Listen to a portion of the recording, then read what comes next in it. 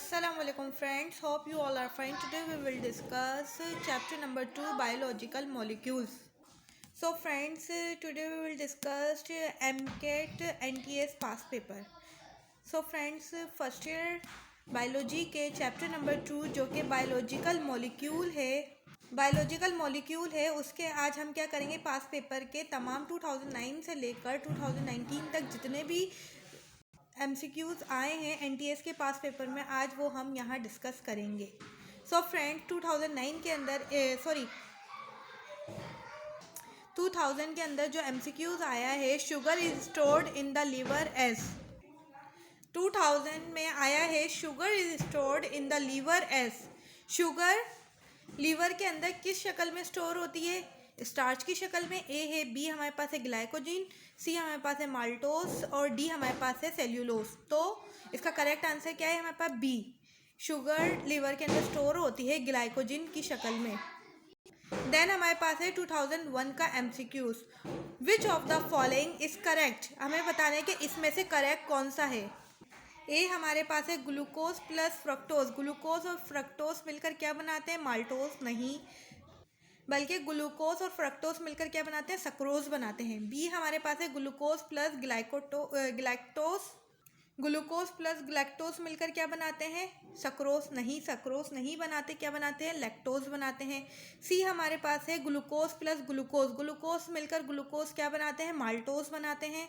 ये सही है हमारे पास, क्योंकि ग्लूकोज और ग्लूकोज जब मिलते हैं आपस में तो क्या बनता है, माल्टोज बनता है. डी हमारे पास है ग्लूकोज प्लस ग्लूकोज क्या बनाते हैं, सक्रोज बनाते नहीं, बल्कि ग्लूकोज और फ्रक्टोज मिलकर सक्रोज बनाते हैं. तो इसका करेक्ट आंसर क्या है, हमारे पास सी. और 2001 में एक और MCQ पूछा गया है, polysaccharides are synthesis in plant by the process of. वो कौन सा प्रोसेस है जिसके अंदर पॉलीसेक्राइड की क्या होती है, सिंथेसाइज होता है, सिंथेसाइज इन प्लांट्स में. तो हाइड्रोलाइसिस नहीं, ऑक्सीडेशन नहीं, कंडेंसिएशन सी हमारे पास है और डी हमारे पास क्या है, ग्लाइकोलाइसिस. तो इसका करेक्ट आंसर क्या है, कंडेंसिएशन. कंडेंसिएशन प्रोसेस में क्या होता है, रिमूवल ऑफ वाटर का क्या होता है, रिमूव होता है और दो मोनोमर्स आपस में मिलते हैं और क्या होता है, दो मॉलिक्यूल्स आपस में मोनोमर मिलते हैं और क्या बनाते हैं, पॉलीसेक्राइड्स.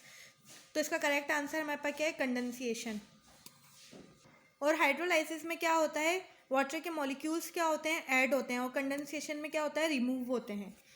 देन 2002 के अंदर जो MCQs पूछा गया है NTS के पास पेपर में, the bond present between carbohydrate unit. Carbohydrate के बॉन्ड के बिटवीन में कौन सा यूनिट प्रेजेंट होता है, पेप्टाइड बॉन्ड नहीं, कोऑर्डिनेट कोवलेंट बॉन्ड बी है, और सी हमारे पास है ग्लाइकोसाइडिक बॉन्ड और डी हमारे पास है इलेक्ट्रोस्टैटिक बॉन्ड. तो इसका करेक्ट आंसर क्या है, ग्लाइकोसाइडिक बॉन्ड. कार्बोहाइड्रेट के यूनिट के अंदर कौन सा बॉन्ड प्रेजेंट होता है, ग्लाइकोसाइडिक बॉन्ड. पेप्टाइड बॉन्ड जब प्रेजेंट होता है, जब क्या होता है, जब दो अमाइनो एसिड आपस में मिलते हैं और क्या बनाते हैं, जब उनके दरमियान जो बॉन्ड प्रेजेंट होता है उनको क्या कहते हैं, पेप्टाइड बॉन्ड. और कार्बोहाइड्रेट के दरमियान जो बॉन्ड प्रेजेंट होता है वो ग्लाइकोसाइडिक बॉन्ड होता है. देन हमारे पास है क्वेश्चन नंबर 5 जो कि 2002 में पूछा गया था, the movement of cytoplasm is called. जो साइटोप्लाज्म के अंदर जो मूवमेंट होती है उसको हम क्या कहते हैं, एक्सोसाइटोसिस. ए हमारे पास है, बी हमारे पास है एंडोसाइटोसिस, सी हमारे पास है प्लाज्मोलाइसिस और डी हमारे पास है साइटोसिस. तो इसका करेक्ट आंसर क्या है हमारे पास, डी, साइटोसिस. देन हमारे पास क्वेश्चन नंबर 13 है, nitrogen is the ultimate product of. A हमारे पास है फैट, बी हमारे पास है कार्बोहाइड्रेट, सी हमारे पास है प्रोटीन, डी हमारे पास है ऑर्गेनिक सॉल्ट. तो इसका करेक्ट आंसर क्या है, प्रोटीन. देन 2010 के अंदर हम पूछा गया है स्टीरेन जिसका फॉर्मूला है C57H10O6 is an important example of. ये किसकी एग्जाम्पल है, कार्बोहाइड्रेट की. बी हमारे पास है प्रोटीन, सी हमारे पास है वैक्सिस, डी हमारे पास है एसाइल ग्लाइसरोल और ई हमारे पास है न्यूक्लिक एसिड. तो इसका करेक्ट आंसर क्या है, एसाइल ग्लाइसरोल. स्टीरीन जो है एग्जाम्पल वो किसकी है, एसाइल ग्लाइसरोल की, जिसको हम सैचुरेटेड एसाइल ग्लाइसरोल कहते हैं. सो फ्रेंड्स, क्वेश्चन 2012 के अंदर NTS में पास पेपर में हमारे कितने क्वेश्चन आए, एक क्वेश्चन आया था. क्वेश्चन नंबर 15 है steroids consist of dash 6 membrane carbon rings and 1 5 membrane ring। Steroid consist करता है 6 मेंबर ऑफ कार्बन रिंग के। कितने 6 मेंबर कंसिस्ट करता है? अब बताना है कि 1 जो 5 कार्बन वाली जो रिंग है वो किसके साथ अटैच है? तो वो किसके साथ अटैच है? 3 कार्बन के साथ, 3 रिंग कार्बन एटम के साथ अटैच है। देखें तो इसका करेक्ट आंसर क्या है हमारे पास? बी। स्टेरॉइड के न्यूक्लियस के अंदर कितने कार्बन होते हैं? 17 कार्बन होते हैं। टोटल कितने कार्बन होते हैं? 17 कार्बन होते हैं। ये देखें। सो फ्रेंड्स देखें 1 2 3 4 5 6 7 8 9 10 11 12 13 14 15 16 17। तो कितने कार्बन अटैच हैं स्टेरॉइड के न्यूक्लियस में? 17 कार्बन अटैच है।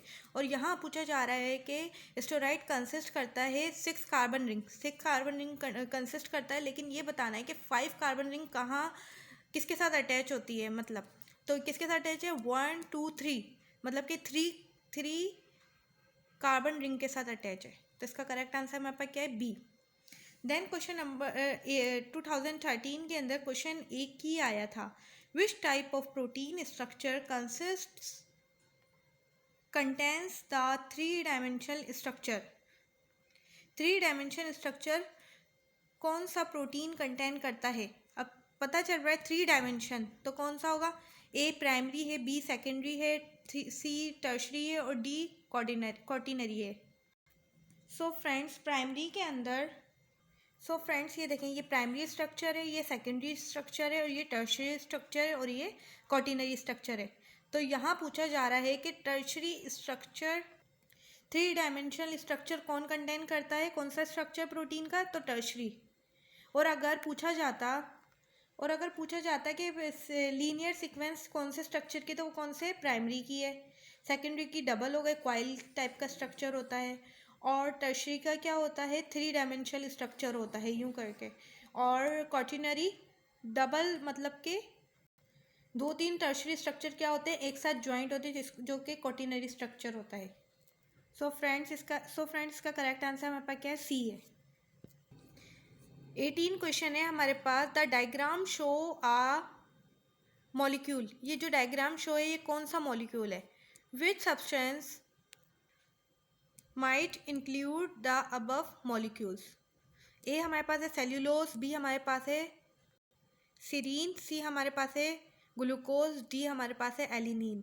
तो फ्रेंड्स अब ये जो हमारे पास स्ट्रक्चर है ये किसका स्ट्रक्चर है?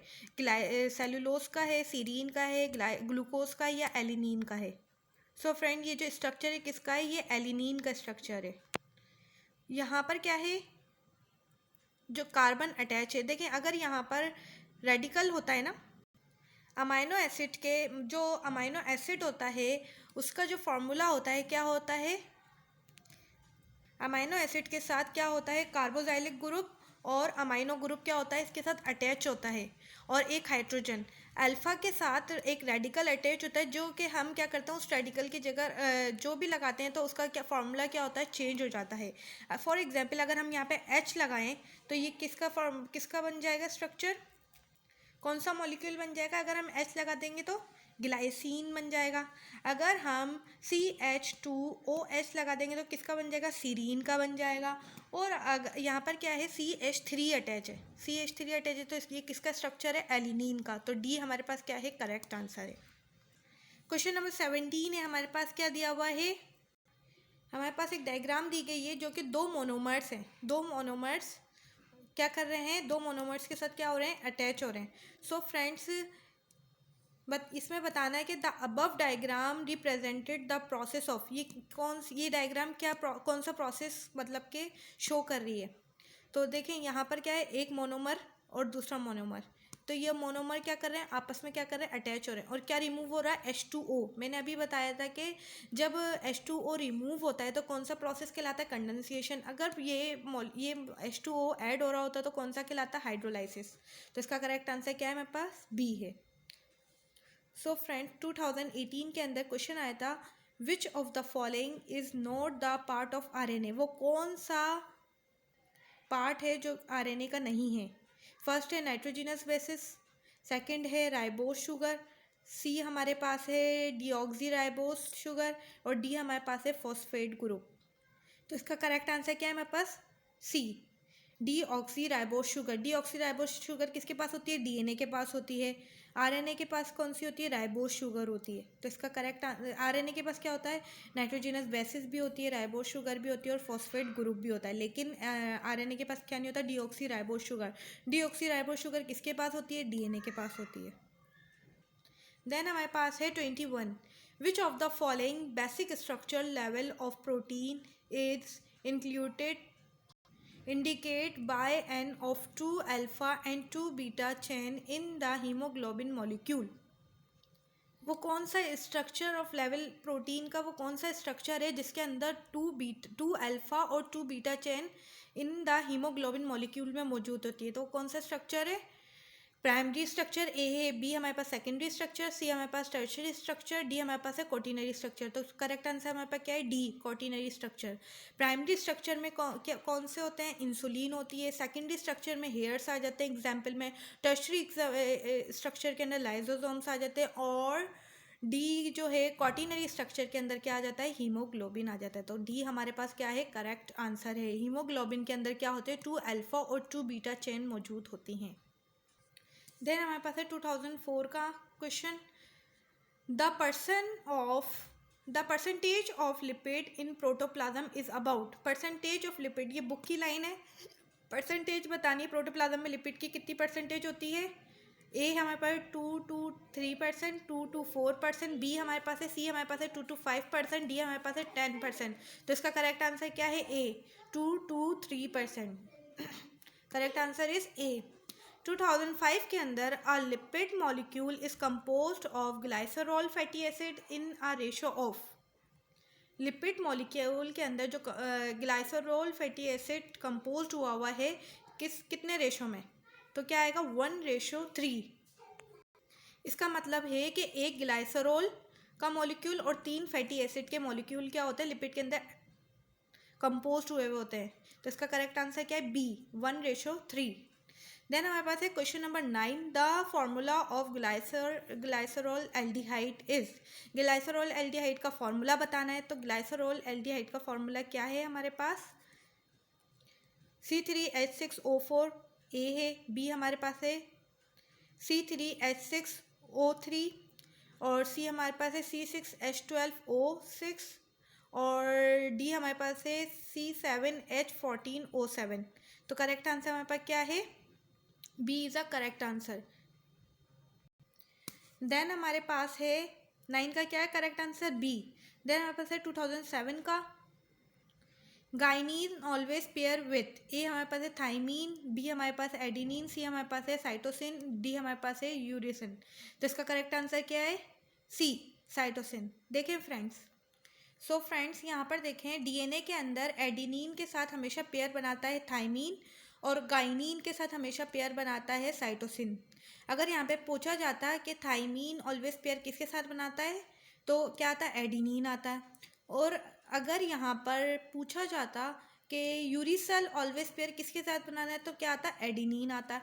सो फ्रेंड्स आरएनए के अंदर जो 4 पेयर होते हैं वो क्या होते हैं? Adenine, uracil, guanine, cytosine. होते तो सेम है लेकिन थाइमीन की जगह थाइमीन को रिप्लेस करके आरएनए के अंदर क्या आ जाता है? यूरिसल आ जाता है, यूरिसिन आ जाता है। इसका करेक्ट आंसर क्या है हमारे पास? सी।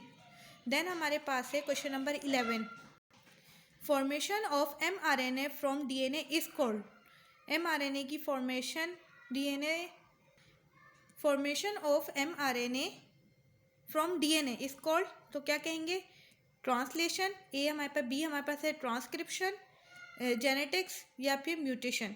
ये तो दोनों रॉन्ग है, ठीक है ना। ट्रांसलेशन, ट्रांसक्रिप्शन का करेक्ट, इन दोनों में से कौन सा करेक्ट आंसर है? ट्रांसक्रिप्शन। ट्रांसक्रिप्शन में क्या होता है? डीएनए की जो भी फॉर्मेशन होती है एमआरएनए क्या करता है? उसको ट्रांसक्रिप्शन के ज़रिए क्या करता है? मैसेंजर आरएनए क्या करता है? It carries information from the nucleus to the ribosome. Ribosome से क्या करता है? न्यूक्लियस की इंफॉर्मेशन लेता है जिसको हम क्या कहते हैं? एमआरएनए कहते हैं। सो फ्रेंड्स आज हमने चैप्टर नंबर 2 बायोलॉजिकल मॉलिक्यूल्स 2000 से लेकर 2019 तक जितने भी MCQs आए थे चैप्टर नंबर 2 के बायोलॉजिकल मॉलिक्यूल के आज हमने यहाँ डिस्कस कर लिए हैं। सो फ्रेंड्स, अगर आपको मेरी वीडियो समझ आई है, पसंद आई, तो मेरी वीडियो को लाइक करें, कमेंट करें, मेरे चैनल को लाजमी सब्सक्राइब करें और मेरी वीडियो को ज़्यादा से ज़्यादा शेयर करें। अल्लाह हाफ़िज़।